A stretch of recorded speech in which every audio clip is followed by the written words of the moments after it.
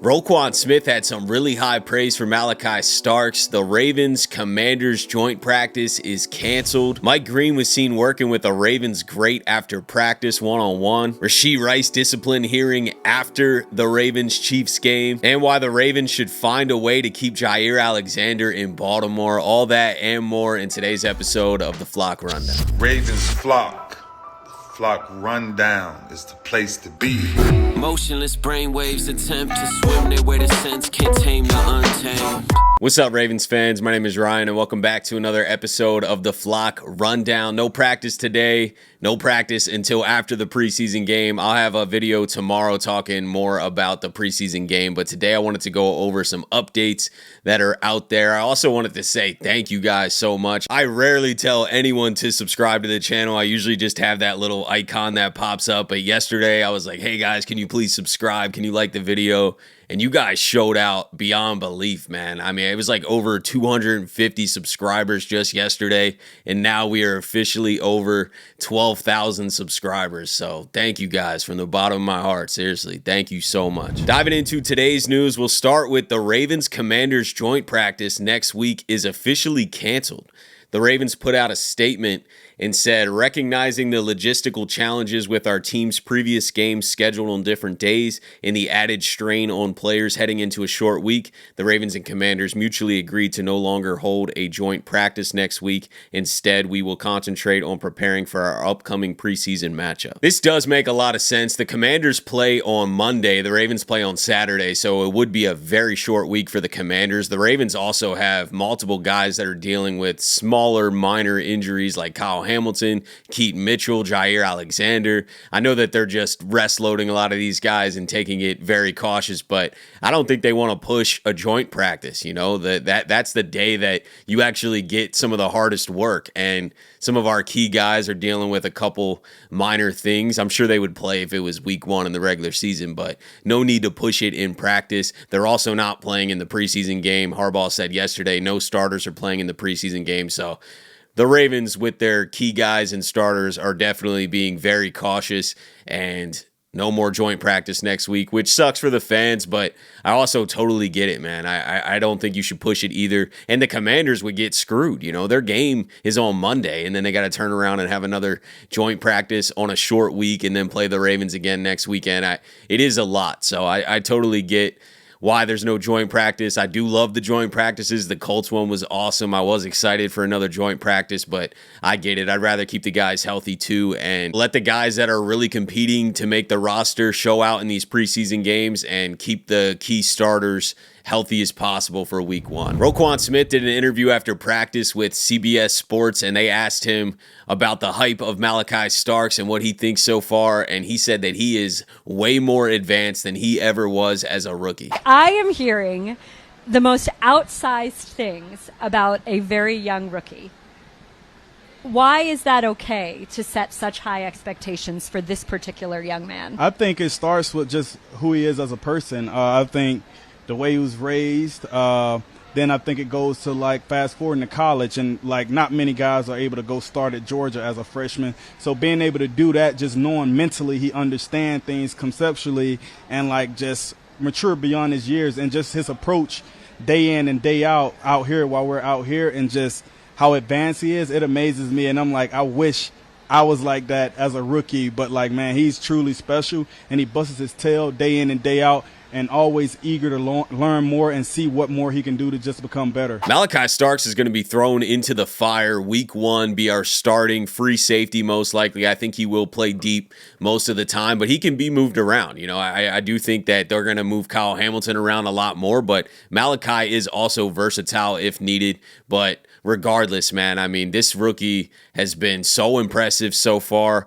Couple interceptions in camp, also just high praise from all the coaches, all the players. I know they're always going to talk good about guys, but they don't always throw out compliments like this. You know, I really do think Malaki Starks is a steal in the late first round. I saw a lot of mock drafts before that were having him go in like the middle rounds to the Dolphins or something. He ends up on the Ravens at the end of the first round. We get Mike Green in the second round. We're going to talk about him in a little bit too, but just super impressed so far with Malaki Starks. Excited to see him again on Saturday as well. I don't know how much they're going to play him because he is kind of a key player, but also a rookie, so he needs reps. But they're also trying to preserve him because we can't really afford to lose Malaki Starks. So I don't know how much he'll play again. It was a pretty small sample size in the first game, but I liked what I saw. I've been loving what I saw in training camp. I think this guy's out there making plays. He's smart. Expecting big things from Malaki Starks this season. Look at these results. People are making thousands every month betting on sports completely risk-free.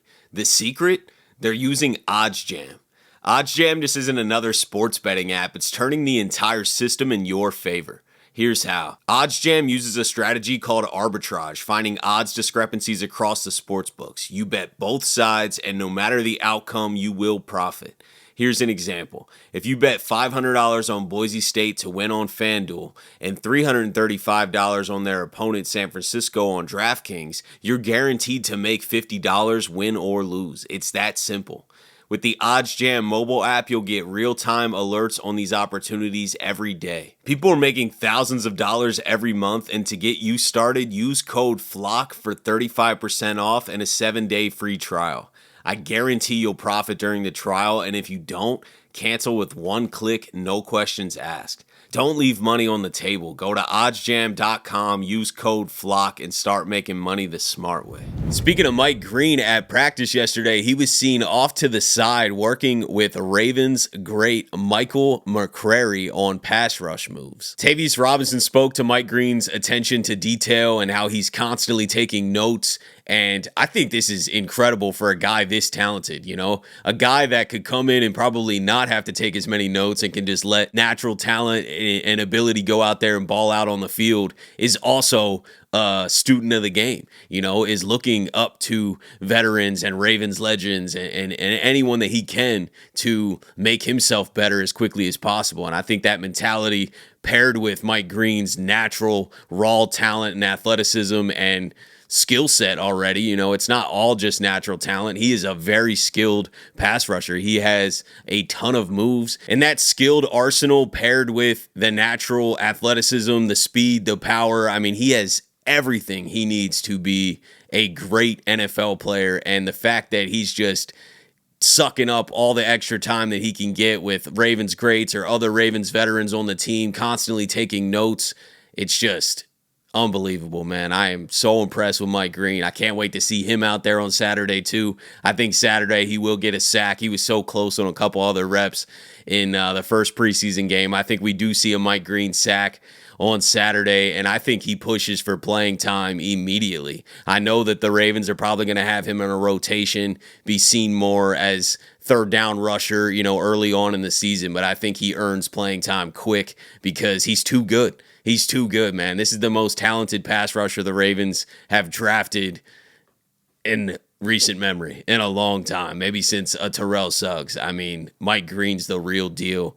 and we're blessed to have him in Baltimore. In some other NFL news that does affect the Ravens, Chiefs wide receiver Rashee Rice is expected to have his discipline hearing with the NFL on Tuesday, September 30th in New York. This means that Rice is now able to play the first 4 weeks of the season before any potential discipline. The Ravens play the Chiefs in week 4, which means that the Ravens will face the Chiefs with Rashee Rice.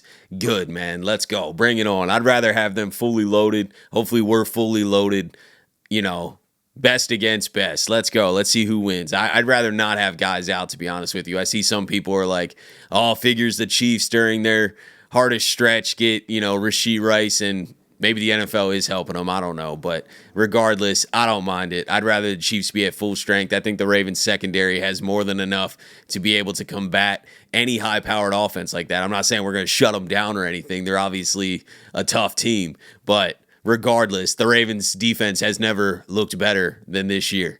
And their secondary especially is stacked. So I'd rather the Chiefs be at full strength. I don't want any excuses, win or lose. I'd rather play them at their best. So doesn't bother me at all. A little weird that it's taken so long. You know, I hear a lot of the NFL's helping the Chiefs narrative, and I don't know. Sometimes it does feel like that. You know, I'd like to think that stuff's not going on, but it probably is. And they're waiting a while to set the discipline hearing, and it's 4 weeks into the season, so he's not going to be suspended for a month or so, and we'll see him week 4. Let's go. Speaking of the secondary, new addition Jaire Alexander is already giving back to the community. The Jaire Alexander Foundation hosted a back-to-school event at the Y in Waverly. Jaire Alexander just got here a few months ago, and he's already giving back to the community of Baltimore. He's already hosting the DBs at his house, trying to build chemistry with guys in the locker room, especially in his position group room. You know, he's the most vocal guy out there. Everyone's saying how good and infectious his energy is. The talent on the field too. I mean, what an addition to the Ravens. And we can ignore the price. I know he took a huge pay cut, so yes, we're getting him at an extreme value. And a lot of people think it's a 1-year rental. It looks like that. It does look like he's probably, you know, going to cash out somewhere, and we don't have a lot of money. We have a ton of guys to pay. But, man, I'd love for the Ravens to find a way to keep Jaire here for the next couple years, man. I really think that would be a special run. This is a special talent, one of the top corners in the NFL. And more than just the talent, look what he's already bringing. You know, every player on the team has talked about how contagious that energy is, that confidence that he's bringing to practice every single day. Everyone's doing the Jaire Alexander sword celebration. Like, that's not normal, man. You don't usually just have a guy come on the team and Ronnie Stanley and everybody's just like doing the sword celebration. The kids are doing it. He's already involved in the community. I mean, this guy is unbelievable, and I really wish we could find a way to extend him. I know it wouldn't happen right now. We're going to let the season play out a little bit, but man, I'd love to keep Jaire Alexander in Baltimore, keep this secondary stacked. I think it's great that he already is so close with Lamar, but look at how close he's getting with the rest of the team so quickly. You know, I really think this is a much-needed piece and added juice to the Ravens team overall, and super happy Jaire Alexander's in Baltimore. But that's it for today, guys. Just wanted to come on here, go over some updates that are going on right now. We don't have practice, so no practice recap, but there's some other news that was floating out there, so I wanted to talk about that with you guys. Let me know what you guys are thinking about everything. Appreciate you guys, as always, for tuning in to another episode of the Flock Rundown. Have a beautiful rest of your day, and I'll let the greatest linebacker in the history of the game take us out. Ravens flock. The flock rundown is the place to be. My man Ryan has been a lifelong Ravens fan since he was born. The flock rundown. Nothing gets better than waking up and wondering how high we can fly. Tune in. Motionless brainwaves attempt to swim their way to sense, can't tame the untamed.